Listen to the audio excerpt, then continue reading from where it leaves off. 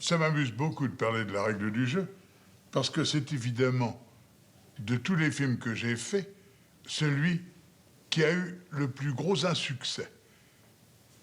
La règle du jeu à sa sortie a été une tape absolument magnifique. J'ai eu pas mal de tapes dans ma vie, mais une tape comme celle-là, je crois que je n'en ai jamais eu. C'était vraiment très réussi, complet, parfait. Un jour, je présentais, il n'y a pas très longtemps, je présentais la règle du jeu à un auditoire de jeunes gens en Amérique, à New York, dans une école. Et certains de ces jeunes gens avaient entendu parler de la règle du jeu, avaient entendu parler de la réception de la règle du jeu à Paris, et l'un d'eux me demanda, « Dites-moi, monsieur Renoir, pourquoi peut-on dire que ce film est controversial ?» Je dis controversial, traduisant mal l'anglais, de l'anglais au français. Alors je lui ai répondu, « Écoutez, monsieur, ce film peut être considéré comme controversial pour la raison suivante.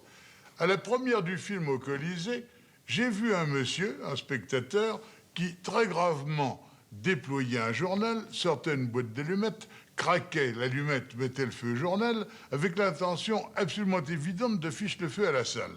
Eh bien, je pense qu'un film qui provoque de telles réactions est un film controversial. » Alors voilà, ce film controversial, je l'ai fait en 38-39. Je l'ai fait pas du tout pour faire un film controversial. Croyez-moi, je n'avais aucunement l'idée d'épater le bourgeois. Je voulais simplement faire un film. Je voulais même faire un film agréable. Je voulais faire un film agréable, mais qui soit en même temps une critique d'une société que je considérais comme résolument pourrie et que je continue à considérer comme résolument pourrie. Parce que cette société, elle-même, elle n'a pas fini d'être pourrie, elle n'a pas fini de nous entraîner vers de très jolies petites catastrophes. Bon, ceci dit, la règle du jeu, comme je voulais ce film aimable, je me suis inspiré d'un auteur qui est un être adorable et qui est un être qu'on ne peut pas ne pas aimer. Très à la base, je me suis inspiré de Musset. Je me suis inspiré des Caprices de Marianne. Oh, de très loin. La ressemblance est extrêmement vague.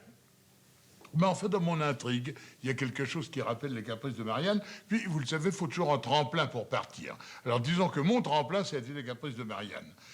La règle du jeu a aussi correspondu à mon désir de retourner à l'esprit classique, à mon désir d'échapper à la bête humaine, au naturalisme, d'échapper même à Flaubert, à mon désir de retrouver Marivaux, Beaumarchais, Molière. Oh, c'est très ambitieux, mais je vous ferai remarquer, mes chers amis, que quitte à prendre des maîtres, il vaut mieux les prendre grands. Ça ne veut pas dire qu'on se compare à eux, ça veut tout simplement dire qu'on essaie d'en prendre de la graine. Alors, donc, cette tentative d'œuvre classique, je l'ai accompagnée de musique classique, je l'ai fait jouer d'une façon un peu commedia dell'arte, d'une façon un peu pantomime, et j'y ai mis des personnages qui sont des personnages extrêmement simples, mais qui tout simplement vont, et très simplement, vont au bout de leurs idées, vont jusqu'au bout du développement de leurs pensées. Ce sont des personnages francs. La peinture de cette société, peut-être en déliquescence, nous l'a fait cependant aimer, je l'espère, parce que cette société a au moins un avantage, elle ne porte pas de masque. Alors, lorsque la règle du jeu a été présentée en juillet 1939 au Colisée, je vous ai raconté l'histoire du monsieur avec son journal, bien des gens ont voulu casser des fauteuils, je suis allé voir sa représentation, j'aime mieux vous dire que ça vous déchire le cœur, on a beau dire qu'on s'en fiche, c'est pas vrai, on s'en fiche pas. C'est très embêtant d'entendre des gens qui vous sifflent et qui vous couvrent d'injures. Et j'ai été copieusement injurié à propos de la règle du jeu. Enfin, tout ça est passé. tout ça est passé. D'ailleurs, j'ai été bien récompensé récemment, mais je n'en viens pas là. Je n'en suis pas encore là. Ce que je voulais vous dire, c'est que, à cause de ces coups de sifflet qui me déchiraient le cœur, je donnais des coups de ciseaux. Et c'est pourquoi les versions absolument intégrales de la règle du jeu n'existent plus. Il en existe une, et j'espère que c'est celle que vous verrez.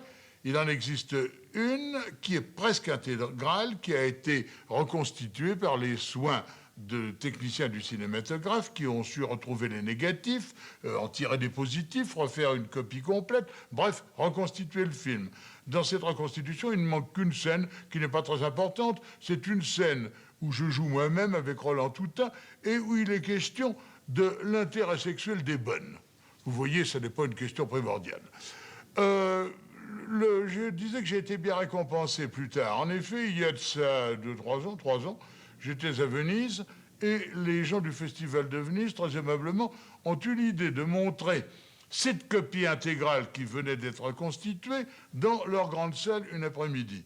J'y suis allé et j'ai eu le plaisir de voir une salle vraiment très remplie. Il y avait beaucoup de gens debout, assis sur les marches, n'est-ce pas? Et ces gens-là, eh bien, ils ont beaucoup applaudi et ils ont été très gentils. Enfin, j'ai eu une petite impression de revanche sur les injures de 1939.